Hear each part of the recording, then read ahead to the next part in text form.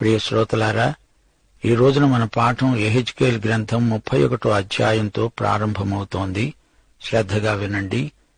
ఈ అధ్యాయంలో ఫరోను గురించిన ప్రవచనాలున్నాయి. ఫరో వైభవం వర్ణించబడింది. అతని పతనం ప్రవచించబడింది. విలాపవాక్యాలు 32వ అధ్యాయంలో పలుకబడ్డాయి.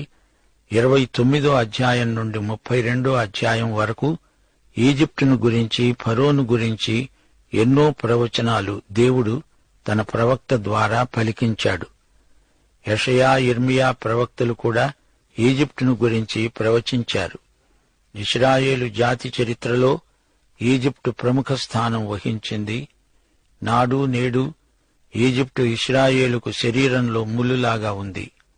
ఇశ్రాయేలు తన దేవునికి దూరమైనప్పుడల్లా ఈజిప్టు దగ్గర అవుతూ వచ్చింది. ఈజిప్టు గడ్డిమీది కుక్కలాగా తాను గడ్డి మెయ్యదు, ఎద్దును మెయ్యనియదు. 31వ అధ్యాయంలో ఫరో పతనం ఉపమాన రీతిగా ఈ ప్రవచనాలు పలుకబడ్డాయి.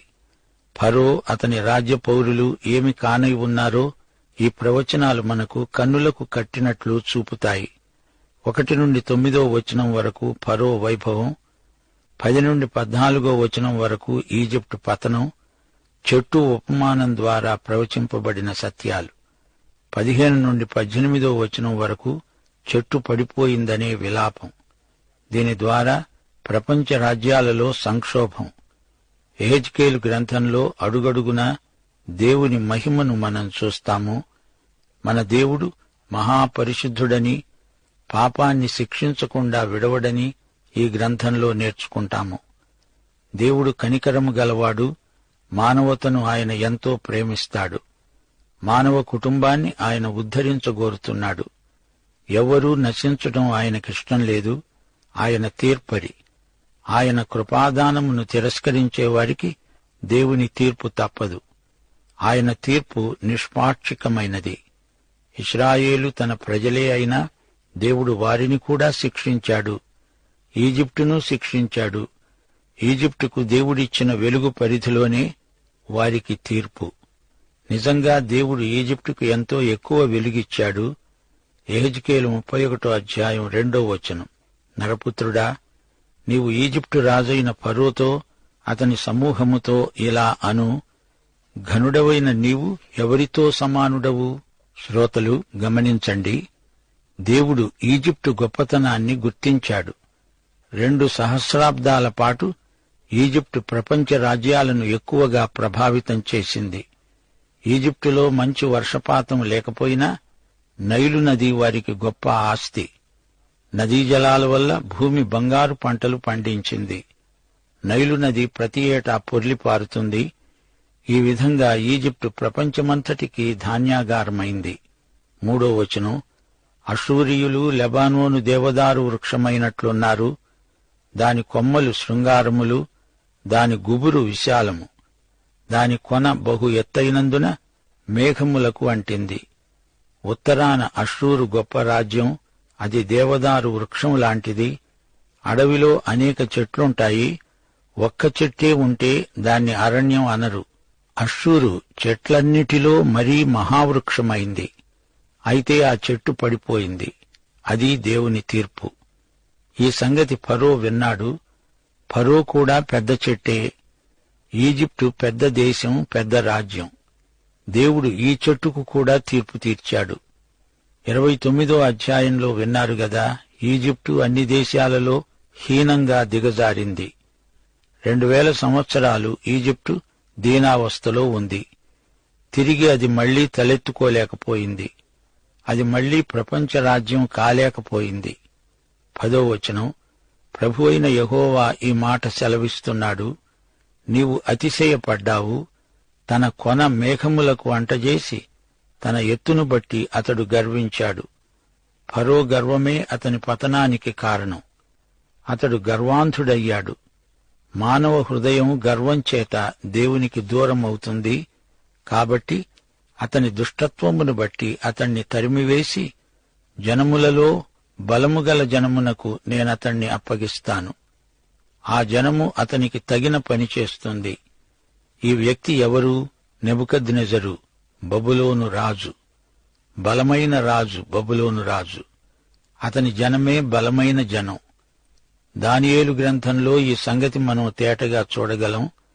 దానియేలు నెబుకద్నెజరు కలభావం వివరిస్తూ అన్నాడు, రాజా, నీవే ఈ విగ్రహం బంగారు తల. దేవుడు ఫరోను కూడా నెబుకద్నెజరుకు అప్పగించాడు. ఫరోకు తగిన శాస్తి జరిగింది. 12వ వచనం, జనములలో క్రూరులైన పరదేశులు అతణ్ణి నరికి పారేశారు. కొండలలో లోయలన్నిటిలో అతని కొమ్మలు పడ్డాయి. భూమియందున్న వాగులలో అతని శాఖలు విరిగిపడ్డాయి. భూజనులందరూ అతని నీడను విడిచి అతణ్ణి పడి ఉండనిచ్చారు. ఈజిప్టు పరాజయం పొందింది. ఈ సంఘటన లోకమంతటినీ విభ్రాంతిపరిచింది. 15వ వచనం నుండి యెహెజ్కేలు విలాప వాక్యాలున్నాయి. ప్రభువైన యెహోవా సెలవిచ్చున్నది ఏమనగా, అతడు పాతాళములోనికి పోయిన దినమున నేను అంగలార్పు కలుగ చేశాను. అగాధ జలములు అతణ్ణి కప్పేటట్లు చేశాను. అనేక జలములను ఆపి అతణ్ణి బట్టి నేను వాటి ప్రవాహములను బంధించాను. అతని కొరకు నేను లెబానోను పర్వతమును గాఢాంధకారము క్రమ్మ చేశాను. ఫలవృక్షములన్నీ అతణ్ణి గూర్చి వ్యాకులపడ్డాయి. పాతాళములోనికి నేనతణ్ణి దింపగా, గోతిలోకి పోయే వారి వద్దకు అతణ్ణి పడవేయగా, అతని పాటు ధ్వని చేత జనములను వణక చేశాను. శ్రోతలు, పాతాళము ప్రస్తావన ఇక్కడ ఉంది. పాతాళమంటే షయోల్. ఫరో పరాజయం పొందుతాడు, చంపబడతాడు. షయోల్ అంటే మృతుల స్థలం. సమాధి అనే సాధారణ అర్థం కూడా దీనికుంది. షయోల్ అంటే అదృశ్యలోకం, మృతులు ఉండే ప్రదేశం. మృత శరీరాన్ని పాతిపెట్టిన స్థలాన్ని షయోల్ అంటారు. ఈ విధంగా షయోల్ అనే పదానికి నానార్థాలున్నాయి. ప్రసంగి గ్రంథం 12వ అధ్యాయం 7వ వచనంలో సొలొమోన్ అన్నాడు, మన్నైనది వెనుకటి వలెనే మరల భూమికి చేరుతుంది. ఆత్మ దానిని దయచేసిన దేవుని వద్దకు మరలపోతుంది. మానవ శరీరమంతా మట్టే. కీర్తన 103 వచనం 14. మనము నిర్మింపబడిన రీతి ఆయనకు తెలిసే ఉన్నది. మనము మంటివారమని ఆయన జ్ఞాపకం చేసుకుంటున్నాడు. మనిషి చనిపోతే అతని భౌతిక శరీరం నిద్రిస్తుంది. ఆత్మ దేవుని వద్దకు వెళ్లిపోతుంది. ఆత్మకు నిద్ర ఉండదు. 1 తెస్సలోని పత్రిక 4వ అధ్యాయం 13వ వచనం, సహోదరులారా, నిరీక్షణ లేని ఇతరుల వలె మీరు దుఃఖపడకుండు నిమిత్తము నిద్రిస్తున్న వారిని గూర్చి మీకు తెలియకుండుట మాకిష్టం లేదు. గమనించండి, నిద్రించటం శరీరానికే. ఆత్మలు ఎక్కడికి వెడతాయి? అవి అదృశ్యలోకానికి, షయోలుకు వెడతాయి. లూకాసు వార్త 16వ అధ్యాయం 19 నుండి 31వ వచనం వరకు ధనవంతుడు లాజరు కథ మీరు విని ఉంటారు. 2 వ్యక్తులు చనిపోయారు. ఇక్కడ షయోల్ 2 భాగాలుగా విభజింపబడింది. ఒకటి యాతనా స్థలం, ధనవంతుడు అక్కడికి వెళ్లాడు. మరో స్థల విభాగం అబ్రహాము వక్షం, అక్కడికి చనిపోయిన లాజరు వెళ్లాడు. ఈ యాతనా స్థలం నరకం, అగ్ని సరస్సు అనుకోకండి. షయోల్ అనేది మృతుల తాత్కాలిక స్థలం. యేసు ప్రభు ఆరోహణమైనప్పుడు అబ్రహాము వక్షస్థలం అనే పరదైసు విభాగాన్ని యేసు ప్రభు ఖాళీ చేయించి చెరను చెరగా పట్టి పరలోకానికి తీసుకువెళ్లాడు. ఎఫెసీ పత్రిక 4వ అధ్యాయం 8 నుండి 10వ వచనం వరకు ఆయన ఆరోహణమైనప్పుడు చెరను చెరగా పట్టుకొని పోయి మనుష్యులకు ఈవులను అనుగ్రహించాడని చెప్పబడింది. ఆరోహణమయ్యాడు అంటే భూమి యొక్క కింది భాగమునకు దిగాడని అర్థమిస్తున్నది కదా.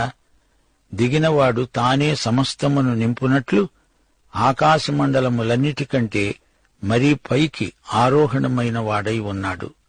దేవునికి స్తోత్రం. యాతనా స్థలం ఖాళీ కాలేదు, అది ఇంకా ఉంది. అక్కడ ఉన్నవారు ఒకానొక రోజు ధవళ సింహాసనపు తీర్పుకు నిలవాలి. అంతవరకు వారు ఈ యాతనా స్థలంలోనే ఉంటారు. ప్రకటన గ్రంథం 20వ అధ్యాయం 11 నుండి 15వ వచనం వరకు. అది ధవళమైన మహాసింహాసనం. కొద్దివారు గొప్పవారు, మృతులైన వారంతా ఆ సింహాసనము ఎదుట నిలువబడి ఉన్నారు. మృతులు తీర్పు పొందారు. ప్రతివాడు తన క్రియల చొప్పున తీర్పు పొందాడు. మరణము, మృతుల లోకము అగ్నిగుండములో పడవేయబడ్డాయి. ఈ అగ్నిగుండమే రెండో మరణం. ఎవని పేరైనా జీవగ్రంథమందు రాయబడినట్లు కనబడని ఎడల వాడు అగ్నిగుండములో పడవేయబడ్డాడు. యెహెజ్కేలు అంటున్నాడు, ఫరో షియోలుకు వెళ్లిపోయాడు. ఫరో శరీరాన్ని గురించిన మాట కాదిది. శరీరాలను సమాధిలో పెడతారు, కాని శరీరి యొక్క ఆత్మ షియోలుకు వెడుతుంది. ఆత్మకు నిద్ర లేదు, చావు లేదు. ఫరో చనిపోగా లోకమంతా సంతాపం చెందింది. లెబానాను ఫెనీకేలో ఉంది. లెబానోనులో సంతాపం. లోకంలోని జాతులన్నీ ఈజిప్టు పతనానికి, ఫరో మృతికి సంతాపం వెలిబుచ్చాయి. అందరూ ఈజిప్టు ఐశ్వర్యం మీద ఆధారపడి ఉన్నారు. మిత్రరాజ్యాలకు అండదండగా నిలిచిన ఈజిప్టు ఒక్క పెట్టున కుప్పకూలిపోయింది. 16వ వచనం, అతని పాటు ధ్వనిచేత జనములను వణకజేశాను. నీరు పీల్చే లెబానోను శ్రేష్ఠ వృక్షములన్నీ, ఏదెను వృక్షములన్నీ పాతాళములో తమను తాము ఓదార్చుకున్నాయి. వృక్షము అంటే ఫరో. ఆ చెట్టు నరికివేయబడింది, షీయోలుకు పోయింది. కాబట్టి ఘనముగాను గొప్పగాను ఉన్న నీవు ఏదెను వనములోని వృక్షములలో దేనికి సమ్ముడవు? నీవు పాతాళములోనికి త్రోయబడి ఘనులై అక్కడికి దిగిపోయిన రాజుల వద్ద ఉంటావు. ఖడ్గముచేత హతులైన వారి వద్ద, సున్నతి నొందని వారి వద్ద నీవు పడి ఉన్నావు. ఫరోకు అతని సమూహమునకు ఈలాగు సంభవిస్తుంది. ఇదే ప్రభువైన యెహోవా వాక్కు. శ్రోతలు గమనించండి. ఫరో షియోలుకు వెళ్లినప్పుడు మృతులైన ఇతర రాజులు అక్కడ అతనికి కనిపించారు. సోదరీ సోదరులారా, వినండి. మరణానికి పక్షపాతం లేదు. మరణం అందరినీ సహపంక్తిలో పడుకోబెడుతుంది. ధనికులు, బీదలు, తెల్లవారు, నల్లవారు, పురుషులు, స్త్రీలు, అధికులు, అల్పులు అందరినీ మరణం సమానంగా చూస్తుంది. వారి శరీరాత్మల విషయంలో ఎట్టి పక్షపాతము లేనిది మరణం. యేసు ప్రభువును తిరస్కరించిన వారు యాతనా స్థలానికి, అక్కడి నుండి ధవళ సింహాసనపు తీర్పునకు వెడతారు. ఒక వ్యక్తి తాను పాపి అయినందుచేత కాదు గాని క్రీస్తును స్వకీయ రక్షకునిగా అంగీకరించనందున యాతనా స్థలానికి వెళ్లడం జరుగుతుంది. షియోలుకు, ధవళ సింహాసనం తీర్పునకు, అగ్ని గంధకాల సరస్సుకు ఎవరైనా వెళ్లారంటే యేసుక్రీస్తును అంగీకరించనందువల్లనే. యోహాను సువార్త 16వ అధ్యాయం 9వ వచనం ప్రభువు స్పష్టంగా చెప్పాడు, లోకులు నాయందు విశ్వాసముంచలేదు గనుక అదే పాపం. యేసును తిరస్కరించటమనే పాపం ఎంత ఘోర పరిణామానికి దారితీస్తుందో చూచారా? యాతనా స్థలం అంటే షియోల్లోని ప్రత్యేక విభాగం. నీ కొరకై సిలువ వేయబడిన యేసును తీర్పరిగా నీవు చూడబోతావు. అప్పుడు నీకు అర్థమవుతుంది, నీ స్వనీతి క్రియలు నిన్ను రక్షించజాలవు. మానవుని భ్రష్ట స్వభావం దేవుణ్ణి తృప్తిపరచజాలదు. యేసుక్రీస్తును విశ్వసించటమే శాంతికరం. 32వ అధ్యాయంలో విలాపం కొనసాగుతుంది. నరపుత్రుడా, ఈజిప్టు రాజైన ఫరోను గూర్చి అంగలార్పు వచనమెత్తి అతనికి ఈ మాట ప్రకటించు. జనములలో కొదమసింహము వంటివాడవని నీవు ఎంచబడ్డావు. జలములలో మొసలి వంటివాడవై నీ నదులలో రేగుతూ నీ కాళ్లతో నీళ్లు కలియబెట్టావు. వాటి వాగులను బురదగా చేశావు. నీవు సముద్ర మకరానివి, సముద్ర పిశాచివి, కొదమసింహానివి. ఈజిప్టు వారు సింహాన్ని, మొసలిని కూడా ఆరాధిస్తారు.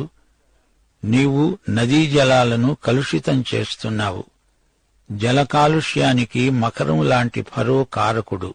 3వ వచనం, ప్రభువైన యెహోవా సెలవిచ్చునదేమనగా, గుంపులు గుంపులుగా జనములను సమకూర్చి నేను నా వలను నీ మీద వేయగా వారు నా వలలో చిక్కిన నిన్ను బయటికి లాగుతారు.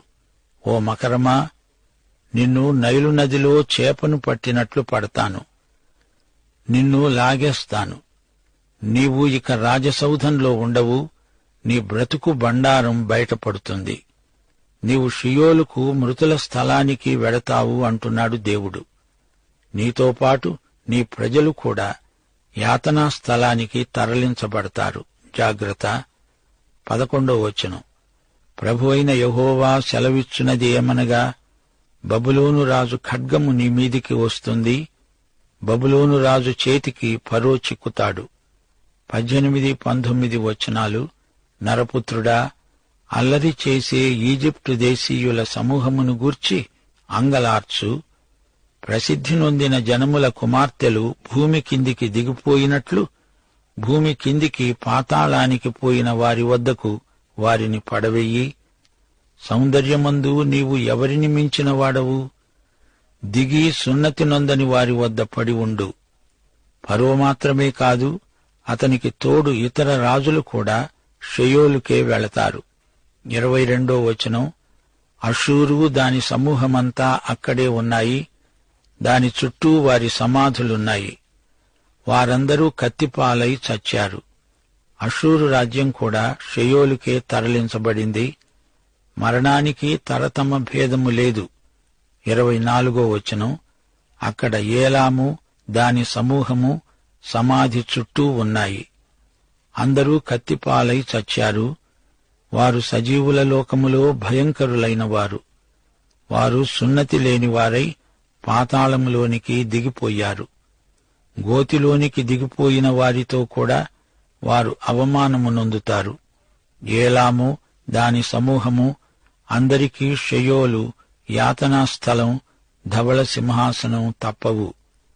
అయితే శిలువ మీది దొంగతో ప్రభు అన్నాడు, నీవు నేడే నాతో పరదైసులో ఉంటావు. పరదైసు అబ్రహాము వక్షస్థలాన ఆనుకొని ఉండే స్థలం.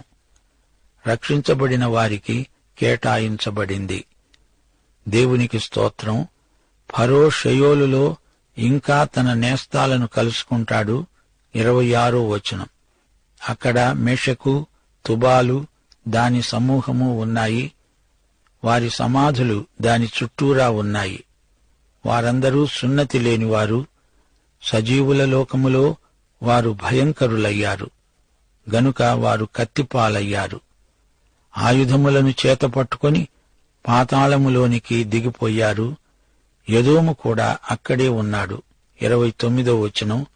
అక్కడ ఎదోము, దాని రాజులు, దాని అధిపతులందరూ ఉన్నారు. వారు పరాక్రమవంతులైన కత్తిపాలైన వారి వద్ద ఉంచబడ్డారు. సున్నతి లేని వారి వద్ద, పాతాళములోనికి దిగిపోయిన వారి వద్ద వారు పండుకున్నారు. 32వ వచనం. సజీవుల లోకములో అతని చేత భయం పుట్టించాను గనుక ఫరో అతనితో కూడా ఉన్న వారందరూ కత్తిపాలైన వారి వద్ద, సున్నతి లేని వారితో కూడా పండుకుంటారు. ఇదే ప్రభువైన యెహోవా వాక్కు. ప్రియశ్రోతలు, ఈ అధ్యాయంలో యెహెజ్కేలు షియోలును కొంచెం సేపు మనకందరికీ చూపించాడు. షియోలు మృతుల స్థలం, అదృశ్య లోకం. మృతుల లోకమంటే కంగారు పడనక్కర్లేదు. దీన్ని గురించిన ఊహపోహలు, విస్తృతమైన తర్జన భర్జనలు అనవసరం. ప్రభువు చెప్పినంత వరకు, చూపినంత వరకు చాలు. సోదరీ సోదరులారా, వింటున్నారా? ఈ పాఠంలో మహావృక్షం నరికివేయబడింది. ఈ వృక్షం ఫరో. తన రాజ్యం శాశ్వతమనుకొని మిడిసిపడ్డాడు. ఒకప్పుడు అషూరు కూడా గర్వించి కుప్పకూలిపోయింది. ఫరో గర్వాన్ని దేవుడు గద్దిస్తున్నాడు. అతని జాతిని కూలద్రోశాడు. అతణ్ణి, అతని రాజ్యాన్ని పాతాళానికి పడద్రోశాడు. ఫరో సింహమా, సముద్రమందలి మకరమా? దేవుడు పెట్టిన బోనులో సింహం పడింది. దేవుడు వేసిన వలలో మకరం చిక్కుకుంది. ఫరోతో పాటు ఆ రోజుల్లో దేవునికి ఎదురు తిరిగిన జాతులన్నీ షియోల్, నరకంలో పడద్రోయబడ్డాయి. దేవుని తీర్పునకు తిరుగులేదు. శ్రోతలు గమనించండి, మన ప్రభువు రాజులకు రాజు. సమస్త రాజ్యాలు ఆయన చిత్తముననుసరించే నిలుస్తాయి లేదా కూలిపోతాయి. లోకంలోని జాతులన్నీ ఆయనే దేవుడని తెలుసుకోవాలని ఆయన అనేక కార్యాలు జరిగిస్తాడు. లోకంలోని రాజులు, జాతులు గర్వించి తమకు తామే దేవుళ్లమనుకుంటే దేవుడు వారి మీద కఠిన చర్య తీసుకుంటాడు. దానియేలు 4వ అధ్యాయంలో నెబుకద్నెజరు ఇదే పాఠం నేర్చుకున్నాడు. ఆయన సూచక క్రియలు ఎంతో బ్రహ్మాండమైనవి, ఆయన అద్భుతములు ఎంతో ఘనమైనవి. ఆయన రాజ్యము శాశ్వత రాజ్యము, ఆయన ఆధిపత్యము తరతరములు నిలుస్తుంది. దేవుని తీర్పులు మనకు చరిత్రలో పాఠాలు నేర్పుతాయి.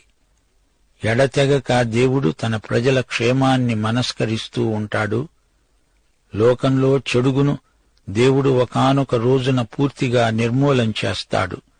అంతేకాదు, దేవుడు సింహాసనాసీనుడు, సార్వభౌముడు. ఫరోలాంటి గొప్ప గొప్ప రాజులు కూడా దేవుని తీర్పునకు తలవొగ్గవలసిందే.